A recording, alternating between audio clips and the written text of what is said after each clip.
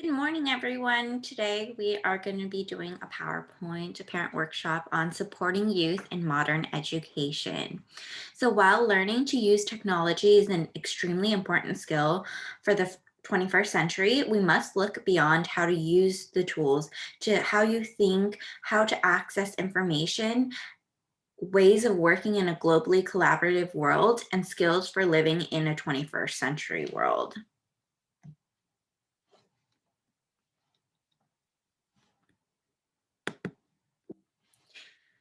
So in today's presentation, we will discuss digital learning, the education revolution, learning trends, top skills for today, and mental health support. So what is digital learning? Digital learning is the use of digital tools emphasizes discovery through applying, finding, assessing, synthesizing, and utilizing information. Merely providing students with access to devices doesn't necessarily lead to better outcomes.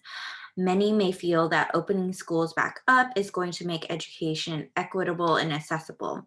However, it is important to note that while having schools open is certainly important for your child's development, it does not by itself make education accessible or equitable, as we are still developing the new normal for how education will look like for students.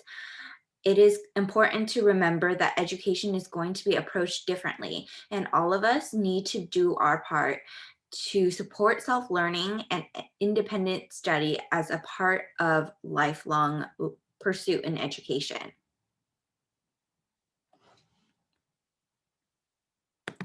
So what are some obstacles to effective digital learning? Well, this year, parents have struggled with digital learning complicated by work schedules and additional family obligation.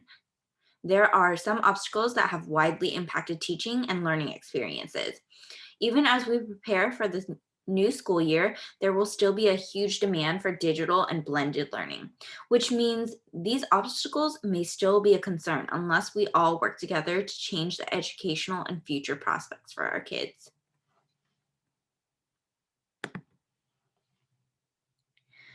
So 88% of schools are experimenting with new methods of digital and independent learning.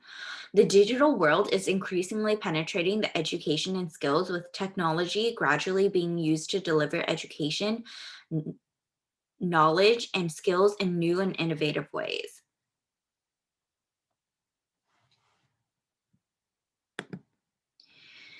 So, the future of education, both in and out of school, will depend more on teachers guiding and students deepening their knowledge they have started developing since birth.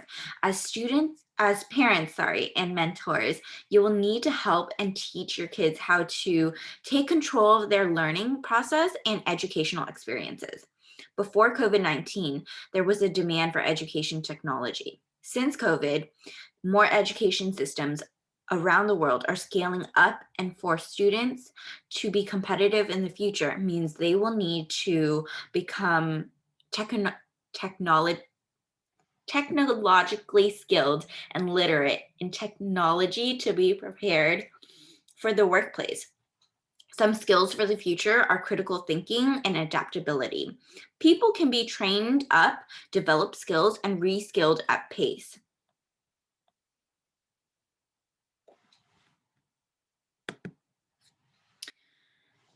So, research shows that education in school alone does not adequately prepare students with job readiness, ability to compete against smart machines for jobs, and creating long term economic value. To address the gap, school districts are forming unique partnerships like LAUSD has with PBS SoCal. Uh, Parents and educators need to learn and get comfortable with how to use digital technology. Some parents have connected via social media platforms to form learning pods that instruct only a few students at a time with agreed upon teaching schedules and activities.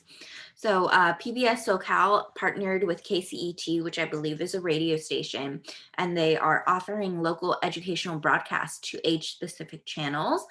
And more school districts like SAUSD, Santa Ana Unified, and others are preparing for some form of an in-person and online educational model.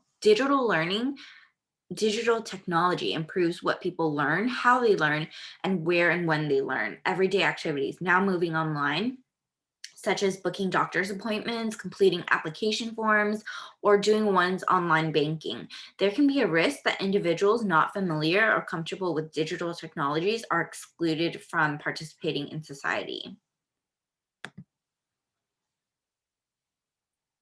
So, some of the learning trends are our future, and school districts plan to incorporate more digital literacy programming and using social media in addition to other platforms starting as soon as this upcoming school year. These learning trends are based on prevailing needs for education and for career readiness. According to the California State Senate, nearly two-thirds of American adults use social networking internet websites, and social media usage is ubiquitous among the youngest adults. With over 90% of young adults using social media, 2 out of every 3 adults say fabricated news stories cause a great deal of confusion about the basic facts of current issues and events. A recent Stanford University study showed that 82% of middle school students struggled to distinguish advertisements from news stories. There's no denying that coding is already a valuable and highly valuable and highly sought after skill in the world at large.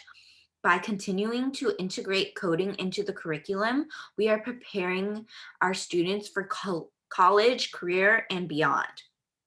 So keep an eye out on robotics. With a 16% increase in classroom use over the last year, the depth of technology integration is growing at a rapid pace. While the debate about the role of mobile devices in the classroom rages on, a winner seems to be emerging. It may not surprise you, but mobile devices are being incorporated into digital learning more frequently than ever. Nearly 40% of survey respondents allow social media use for instructional purposes, only while about 16% allow open use of social media in school. And here are some more learning trends. There are online courses, soft skills training, collaborative learning, gamification. So, learning made fun by the use of games like Alexia, ST Math, Kahoot, and social learning, which is social justice, anti racism, and cultural responsiveness, leadership skills, emotional and mental health. So, what's essential for all students, regardless of their career? Well, youth will need to learn how to learn. Youth need to focus on the process of learning and not simply the goal. They will need strong flexibility and adaptability, time management, and other life skills, passion and curiosity, creative and resourceful, reason critically and effectively, ability to assess their strengths and weaknesses, ability to self critique more effectively. Students also learn need to learn how to educate others, learn from others, question and solve problems. So I think before or currently, we students are mostly learning to reach their goal of um, passing a test. So it's more about memorization rather than just learning to learn.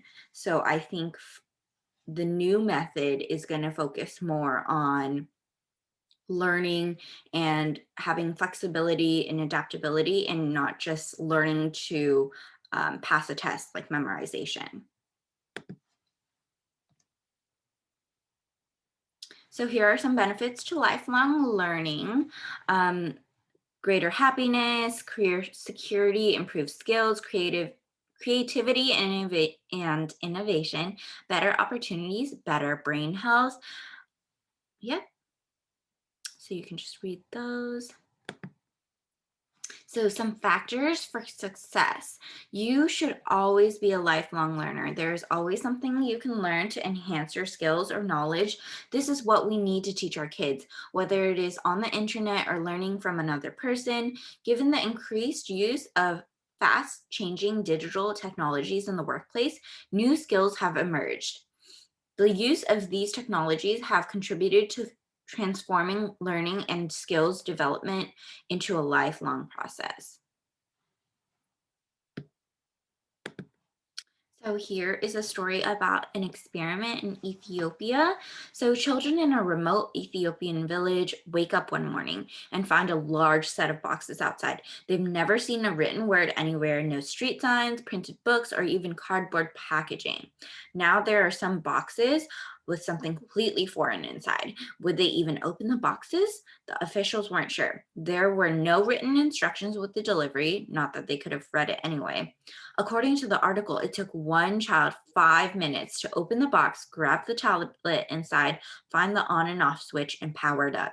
With no prior experience in technology, the English language, or any printed materials, within days, these children were actively playing on average 47 apps a day. 2 weeks later, they were able to sing the ABC song. And 5 months later, some children hacked the tablet to customize the look and feel of the computer.